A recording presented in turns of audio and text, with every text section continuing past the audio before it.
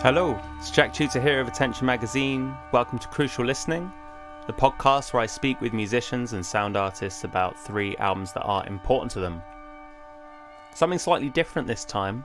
There's a gap in the schedule, so I thought I'd plug it with my own 3 important albums.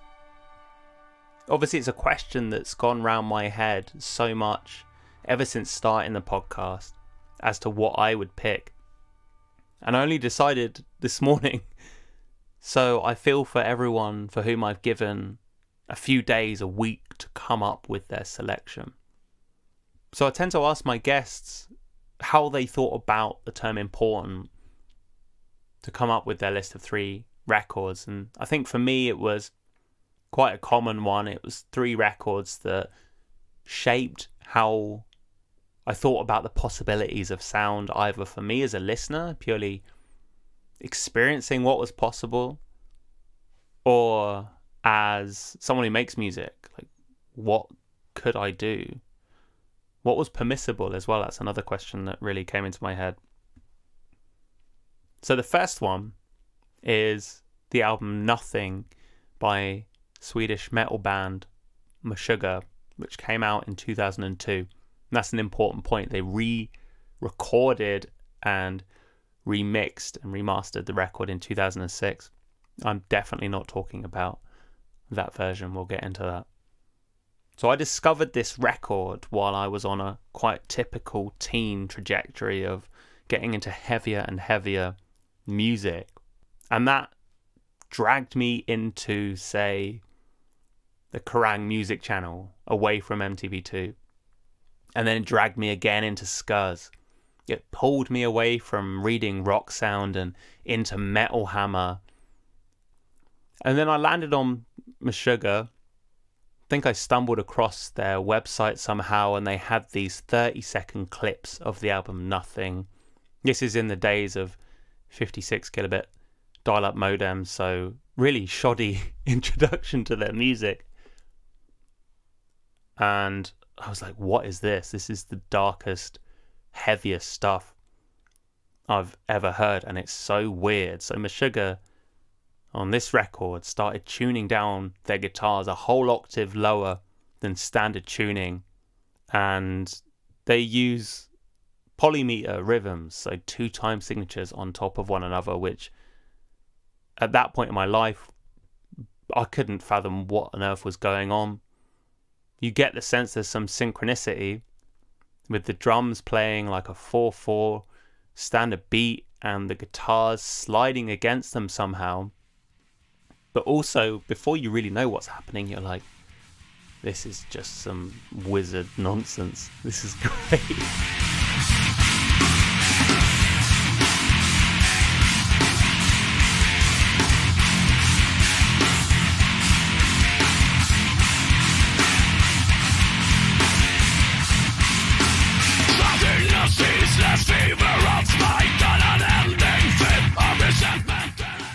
So I bought the whole record and started to dive into it, and I think the atmosphere of it was so unusual for me. I think metal records prior to that point, atmosphere hadn't come into my head, but Nothing sounded like it was recorded in pitch black, and notably it felt like it was recorded without players. I didn't know what Meshuggah looked like at this point. There's a real sense of absent humanity on it to a certain extent. Just sounds like the machinations of something that's breaking and lurching. Jens Kidman, the vocalist on this record, sounds like he's gargling fire. There's no real aggression to the way he's shouting. It's just an aesthetic presence. The lyrics as well, written by drummer Thomas Hark, are full of very abstracted, conceptual material, even though they're talking about often something that's very humane and fundamental.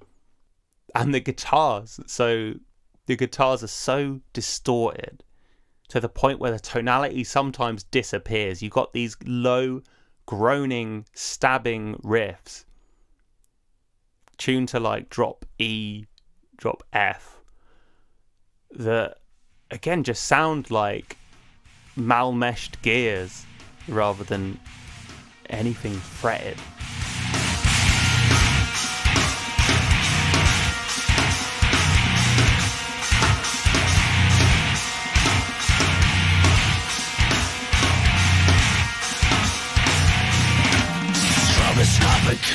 Contortion assault, light bulb language translated into fits, codes of tandem flickers. A really fascinating thing about this album is Sugar hated the production of the original one. They rushed it. So in 2002 they made the last minute decision to join the Ozfest tour, and that meant mixing this record in 2 days and mastering it in one. Now, I've no doubt that that has resulted in some technical faux pas that makes people with more acute ears wince when they hear this record. And I think having revisited it recently, I kind of get that. I think the cymbals and the guitars, there's a lot of fizz in there that all crashes together, particularly when the riffs really ramp up. There's a lot of cymbals, a lot of distortion.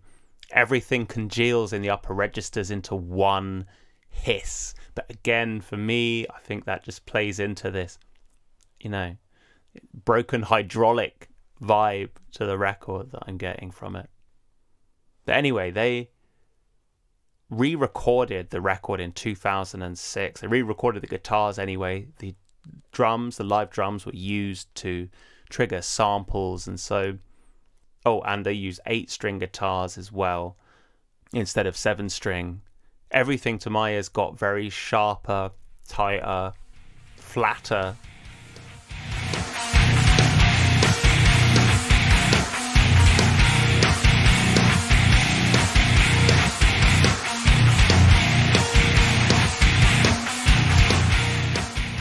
The punch went out of it for me, and also the instability. What I love about this first version of Nothing is that it sounds like it's about to pop off. I mean, particularly because they're using 7-string guitars in what I guess now we'd call 8-string tunings.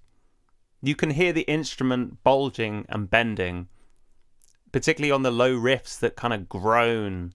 There's a lot of these low notes that are just left to ring out, or string bends that between the left and the right channel are slightly misaligned. You get all of these microtonal phases and groans that feel so wrong, and like they're hauling these great anvils and just dragging them across the floor. They mentioned, in fact, that in interviews around this time, tuning this low meant that certain guitar techniques were no longer feasible. Power chords don't work when you're in drop F, drop E. So what does work is these stabbing riffs, these sort of quick dun dun kind of motions that this record is full of, and you get this sense of lurched movement and deceleration and acceleration going on in the riffs here. It's like a motor that's trying to get started, getting jammed, firing up again. There's a lot of that going on. My favourite track of the lot is Stenger, which is the first one. What comes to the fore on this track is how the drummer Thomas Hark is he's like a mixer between the two time signatures. He can decide whether or not you're focusing on the 4/4, the straight rhythm, when he's just playing a straight beat on the cymbals, playing the snare on every third beat. You're going to be following, you're going to be bouncing your head along to something quite conventional, even if the guitars are whirling around in 15/4, you can really lock on to that groove. Or he'll throttle back the 4/4 and bring forward this strange time signature, even though the whole thing is technically still in 4/4, and I'm sure if your ears are more acute than mine, you can hear it as such. Some of the moments on this record, it's really difficult to keep that 4/4 in your head, and Stenger is an example where I've never been able to do it.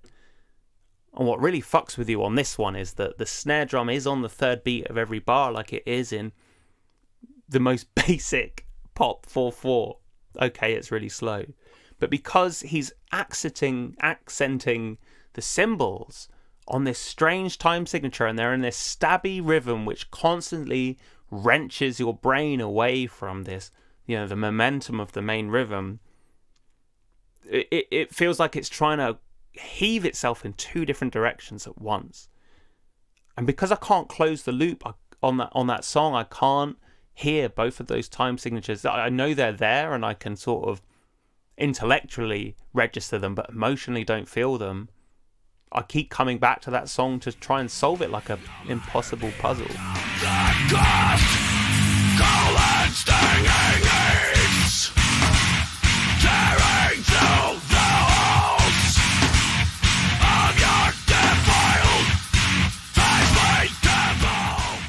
So yeah, I love this record. One final thing as well is it got me onto the Meshuggah forum, which I posted on all the time at that point. I mean, I had no one in my real life who wanted to hear me talk about Meshuggah as much as I wanted to.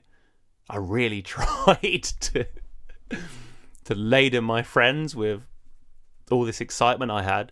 So I went on the forum and spoke to people, dissected Meshuggah to a molecular level with people who knew so much more than I did. But also, the now playing thread on that forum, almost like a proto-Twitter, where people just posted what they were listening to at that moment, ended up sparking up conversations that led me to completely overhaul my music taste. I reckon at some points, about 50% of what I was listening to was coming from that forum, and I'm talking, like electronic stuff, post-metal, we'll talk about that more in a bit, like 20th century classical, Björk, I think, as well.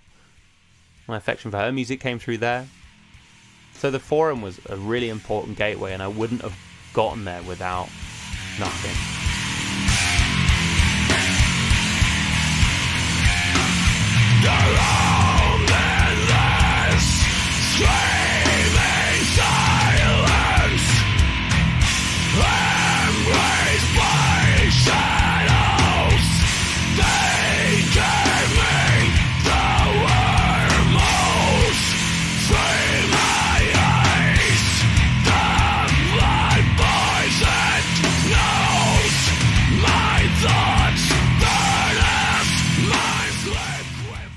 Okay, so my second important record is the self-titled album by Jesu, released in 2004. So like I say, I was getting into post-metal stuff through the Meshuggah forum. Hydra Head had really come on my radar, the label run by Aaron Turner. I believe that's how I also got into Jesu.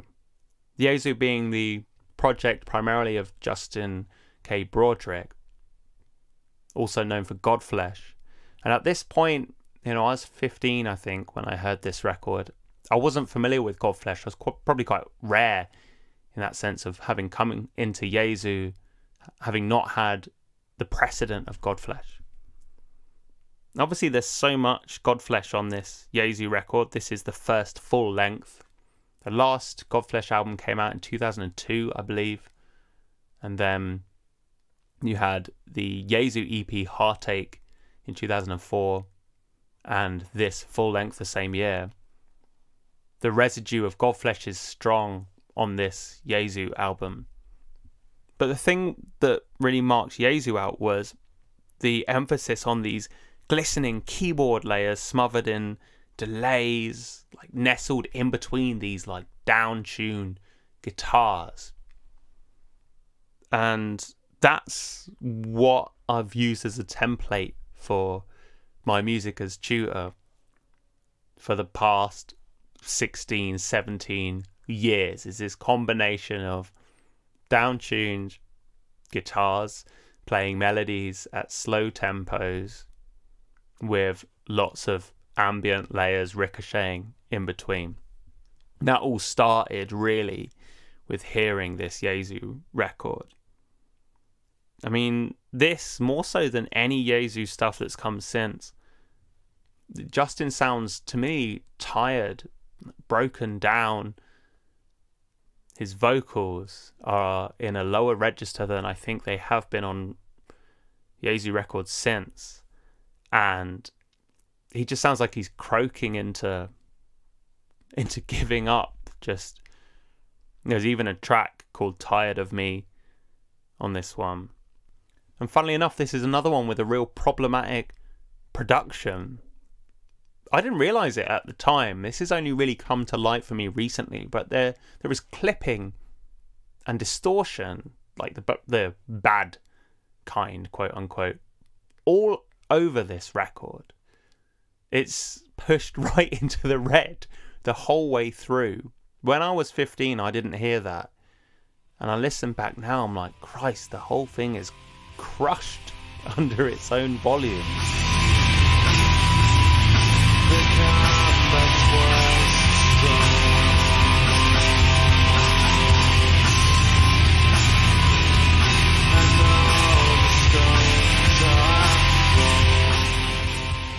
That apparently meant that it wasn't possible to press the original mix onto a picture disc. The distortion was too much, you couldn't do it.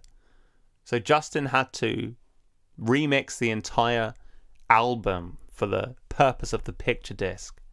So there are two distinct versions. The version on the CD is the very, very distorted one. And then you get the picture disc version, which is so much more throttled back, the distortion's rolled off.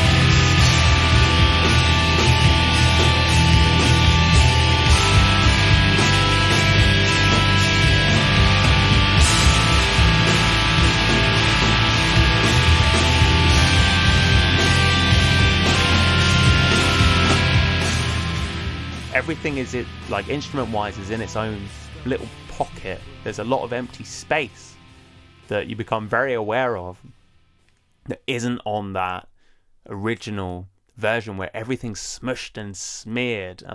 I obviously I prefer that version on the CD, not on the picture disc, because it feels like sentiment overpowering its means. Like there's too much sadness to be contained within a conventional production and its limits. Everything gets smeared together, like tears running down cheeks and smudging makeup. It's gorgeous. Loads of moments I love on this one. My absolute favourite track is the first one, Your Path to Divinity. It remains one of my favourite tracks of all time. And an odd one for Jesu as well. It's got guitars that sound like maybe Ebo drones and a bass line that stays on the same two chords for most of its runtime, and a moment at 3 minutes 40 where this synthesizer organ kind of thing comes in, which sounds like it's faltering and is playing this unbelievably gorgeous refrain. There's then a further moment where you've got vocal harmonies, this organ, the drums kind of dropping to this pulse that makes my hairs stand on end still now. But it's one of the moments in music that I think has made me feel the most viscerally. This is one of those things, I think, where Justin produced a record that completely, immaculately overlapped, like an eclipse, my emotional framework. I couldn't have put it better myself. It's one of those things. We were so... he didn't know this, but we were so aligned. I was ready to receive exactly this record when it came out.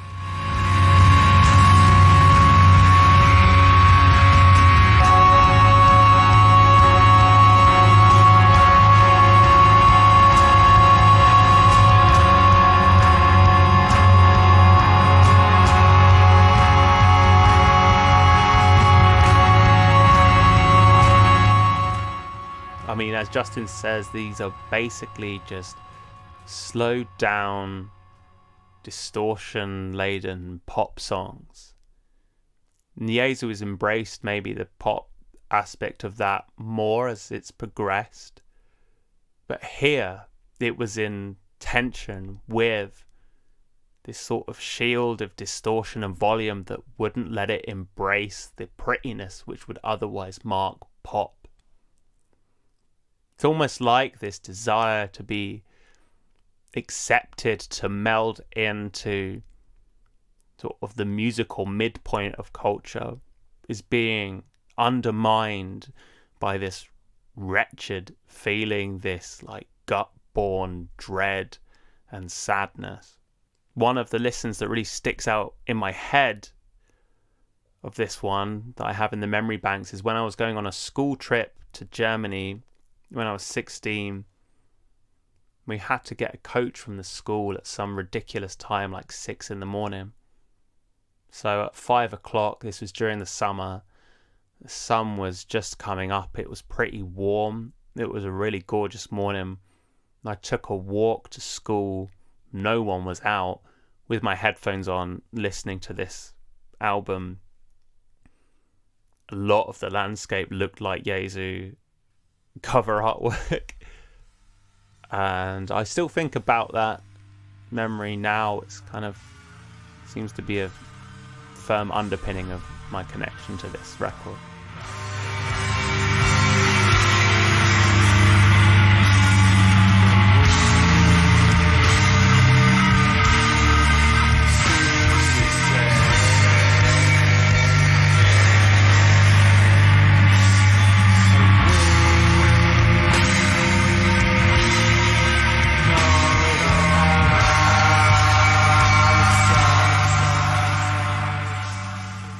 So my last important record is Bar Sachiko by Sachiko M. So if Meshuggah is kind of the past, I say that although they just put out a new song and I love it, so present as well. And Jesu is again kind of present because I'm still making music which is so tightly wedded to that sound that I discovered. Then Bar Sachiko is kind of projected into my future as this sort of blueprint for the music that I'd really like to make and feel enabled to make by simply discovering this album. I only heard it for the first time last year.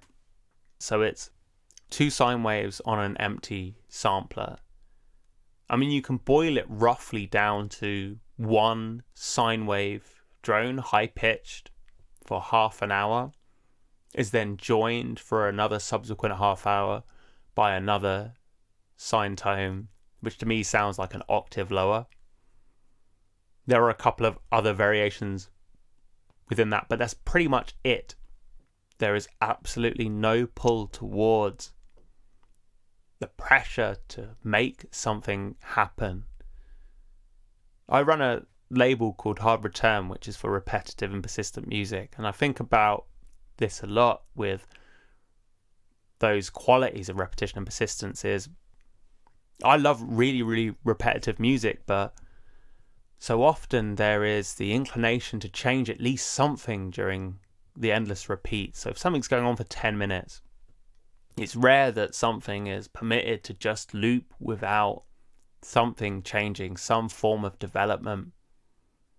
This isn't true for all music, but generally speaking, as if it's needed in order to sustain interest, in order to garner legitimacy.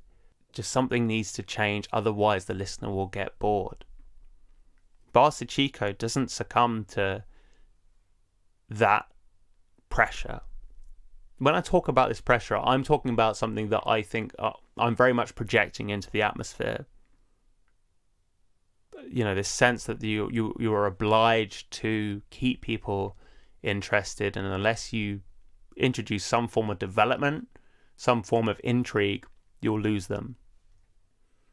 This record doesn't bother with that. It's just a sine tone that goes on for half an hour, and obviously simply by listening to that you are accruing an experience that is changing all of the time as different emotions and sensations interact, float in as almost guests into this constant presence of a sine tone, have a dialogue with it, pass through. And then the introduction of a second sine wave feels like the most dramatic thing that's ever happened after, half an hour of just listening to one. This sudden and yet completely matter-of-fact introduction of a second tone.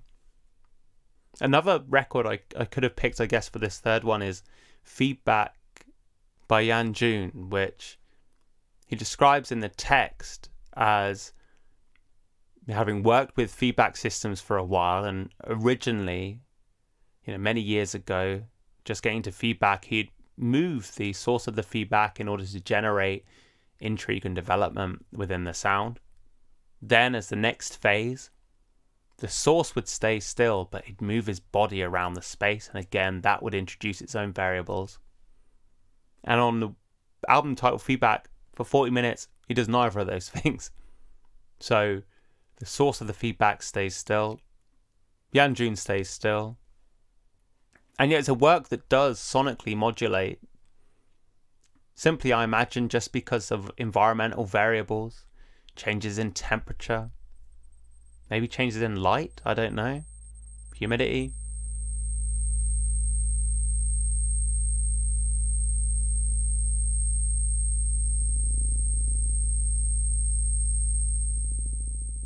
But again, that's an analog to what's going on inside the listener as well. These fluctuations that don't exist in the music always exist within the person listening to it. I think that's what came very clear with listening to Barca Chico.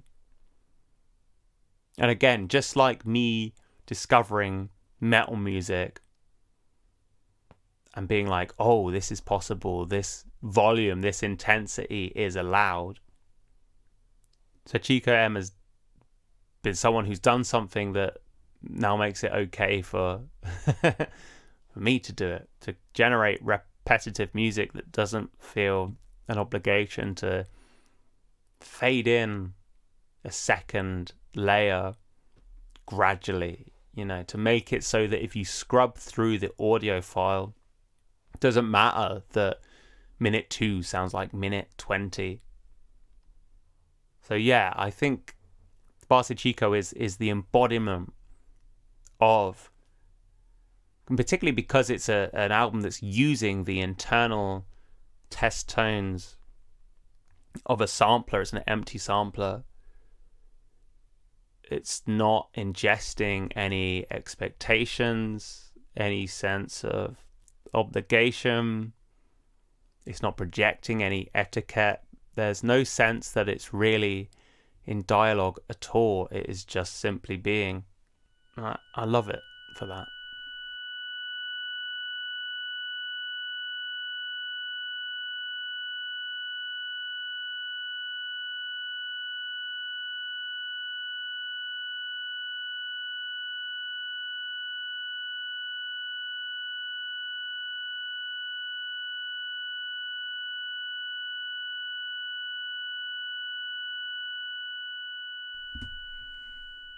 So that's it. Thank you so much for listening. I'll be back in a fortnight with a guest. And you can head over to attentionmagazine.co.uk/crucial listening for almost 100 back episodes now. And also head over to ko-fi.com/crucial listening, where if you're enjoying what you're hearing, you can chip in a donation just to help pay for the small amount of outgoings involved in keeping the show ticking. Thank you so much as always for your support. I really appreciate it. Until next time, goodbye.